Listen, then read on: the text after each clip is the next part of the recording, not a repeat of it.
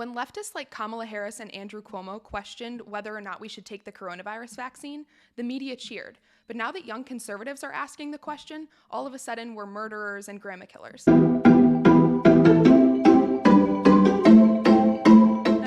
That the coronavirus vaccine is slated to be here as early as this month is really good news. That means we might be able to get back to normal.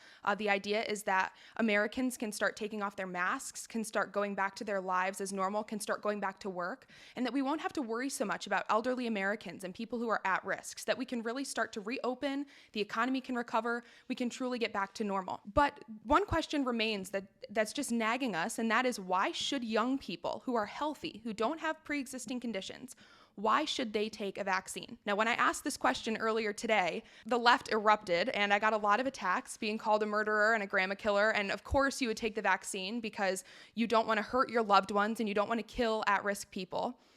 But if I'm at the end of the vaccine line because I'm young and healthy, and that makes sense that at-risk people would get the vaccine well before I do, then by the time I'm getting the coronavirus vaccine, the at-risk people are already vaccinated. They should be safe from the virus. The fact is that if it weren't for at-risk demographics, the vast majority of Americans could be getting back to normal, could be going back to work, could be going to the grocery store, could be going to events without fear of the coronavirus, because the fact is the coronavirus is not really deadly. It's not really lethal for the most part for people who are young, for people who are healthy. The recovery rate is 99.99+%, which is a very high recovery rate and not something that we should fear. One of the problems with the critics who are attacking the right for questioning whether young people should get a vaccine is that all of these arguments are coming from a place of fear. They're coming from the worldview, from the preconceived idea that the coronavirus is the worst thing that's ever happened to Americans, that it's the worst thing that could ever happen to young people. It's understandable that people would think that coronavirus is the worst thing that can happen to young people because of the way that it's been portrayed by the media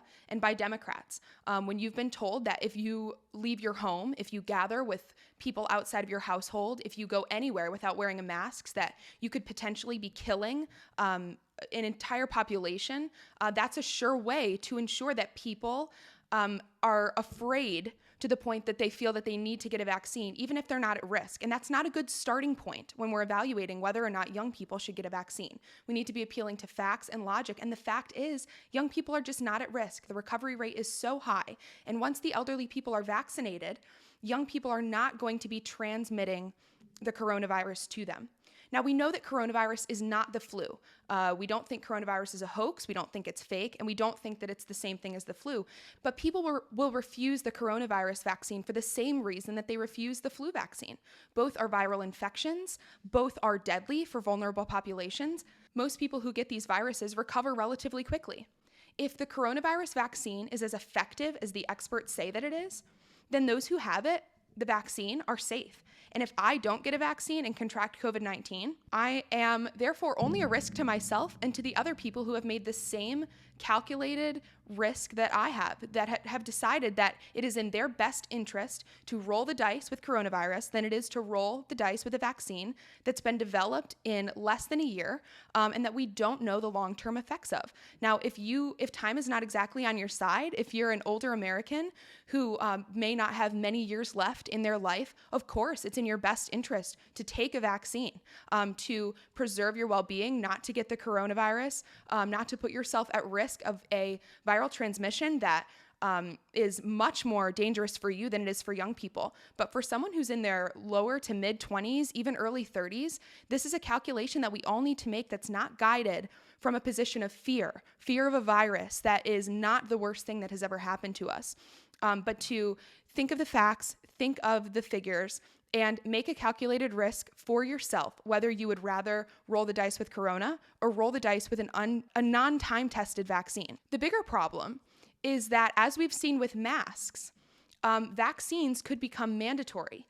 And as we've seen, many of the mask mandates have fallen flat because of the Constitution, the courts, and just citizens that think critically.